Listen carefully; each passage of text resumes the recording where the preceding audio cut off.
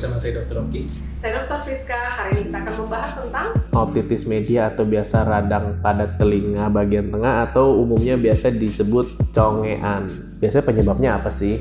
infeksi telinga bagian tengah ini biasanya disebabkan oleh macam-macam. Bisa gara-gara jamur, bisa gara-gara bakteri maupun bisa gara-gara virus. Terutama pada anak-anak ya biasanya seringnya ya. Biasa diawali dengan adanya keluhan batuk, flu ataupun pilek sebelumnya. Jadi biasanya karena ISPA ya dok ya? Biasanya Iya, ISPA dulu. Karena biasa sakit anaknya itu bisa batuk atau dia mungkin radang tenggorokan atau pokoknya infeksi dari saluran pernafasannya ya? Iya, soalnya kan saluran pernafasan sama telinga kita ini kan memang ada saluran penghubungnya, jadi memang infeksinya itu bisa menyebar sampai ke telinga. Kalau otitis media itu biasa gejalanya gimana? Nah, tadi kan dimulai nih misalnya dari flu sama batuk ya. Kalau sudah menyebar ke daerah telinga, biasanya orangnya sudah mulai merasakan ada nyeri di telinga, kemudian udah misalnya agak-agak kayak berdengung di telinga gitu, agak sulit mendengar, kemudian kadang-kadang berasa sakit kepala. Dan pada kasus yang lebih parah, ini kan sebenarnya dia masih kesakitan ya, masih kesakitan itu infeksinya masih di dalam rongga telinga bagian tengah, di mana gendang telinga itu belum pecah. Tapi kalau misalnya tidak diobati dengan baik, ini biasanya bisa menyebabkan, biasa kita sebut istilah dengan bulging itu, atau gendang telinga itu kayak terdorong keluar dan lama-lama tuh bisa pecah. Nah, kalau seandainya sudah pecah, maka nanah yang ada di telinga bagian tengah ini bisa keluar melalui gendang telinga tadi yang pecah dan keluar ke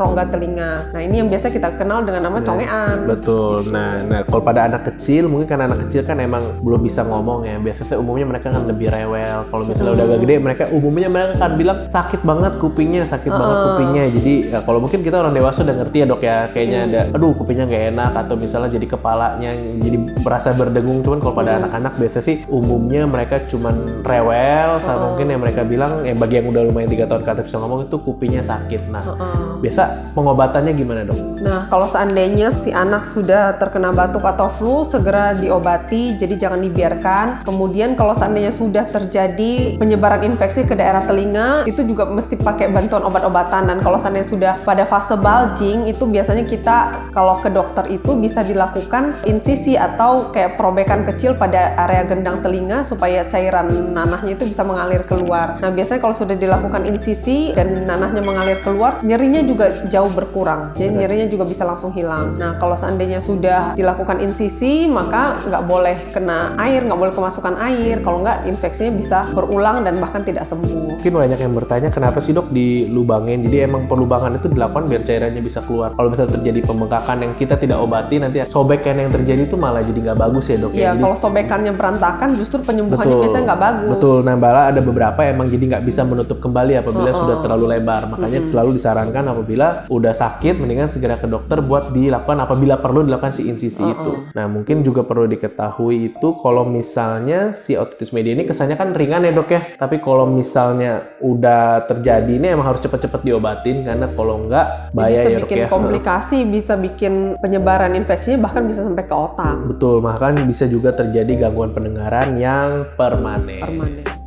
Oke, sekian pembahasan kita tentang topik hari ini. Jika ada yang masih belum jelas, boleh langsung komen di bawah atau langsung DM kita ke Instagram @kamidokter Indonesia. Saya Dr. Friska. Saya Dr. Oki.